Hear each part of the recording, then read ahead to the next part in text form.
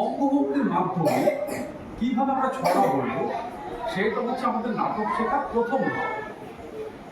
যেমন আমি একটা ছড়া বলছি, ছড়াটা আমি দেখাচ্ছি, তখন সবাই আমাকে দেখে দেখে বলবে, যেমন যেমন বলছি আমি, ঠিক আছে? ডালে বসে কাক ডাকে কা কা কা,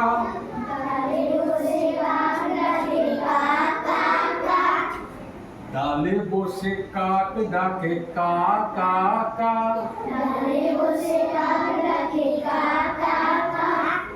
বনেতে শেয়াল ডাকে হুক্কা হুয়া,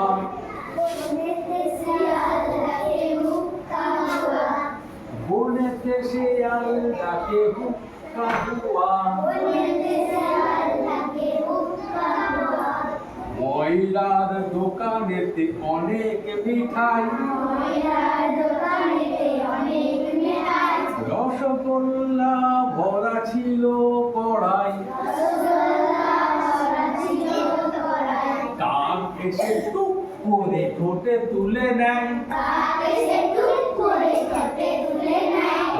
এসে টুক করে ঠোঁটে তুলে নেয়,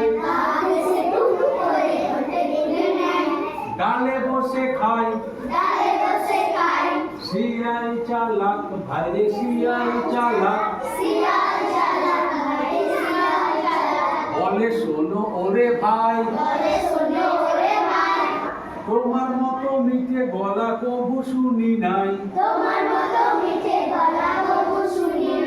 খুশি হয়ে কাক ডাকে কা কা কা, ঠোঁট থেকে খসে পড়ে রসগোল্লা,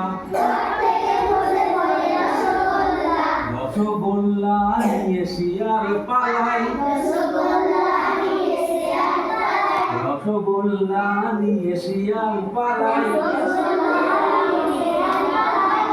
ডালে বসে কাক করে হাই হাই হাই।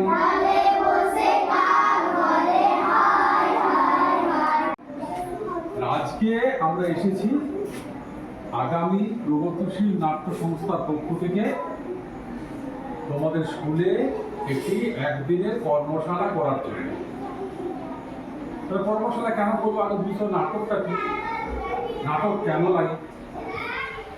নাটক হচ্ছে একটা মাধ্যম যেখানে মঞ্চে বিভিন্ন কলাকুশলী বিভিন্ন চরিত্রে অভিনয় করে এই সমাজে যা যা ভালো দিক মন্দ দিক সেগুলো তুলে ধরে। একটা আয়নার মতো, আয়না যেমন আমরা নিজেদের মুখটাকে দেখতে পাই, নাটক সেরকম আমাদের সমাজের একটা আয়না, সমাজের প্রতিচ্ছবি এর মধ্যে আমরা দেখতে পাই, বুঝতে পারি কোনটা ঠিক কোনটা ভুল। নাটকটা তো এমনিতে হয়, নাটক শিখতে হয়। নাটক শেখার জন্য কতগুলো ধাপ আছে। প্রথমত অভিনয় শিখতে হবে। অভিনয় শিখতে হলে যেটা দরকার সেটা হচ্ছে শরীরের অঙ্গভঙ্গি শেখা, আবৃত্তি শেখা, সংলাপ বলতে শেখা। তারই কিছু নমুনা আমি তোমাদের কাছে আজকে পেশ করি।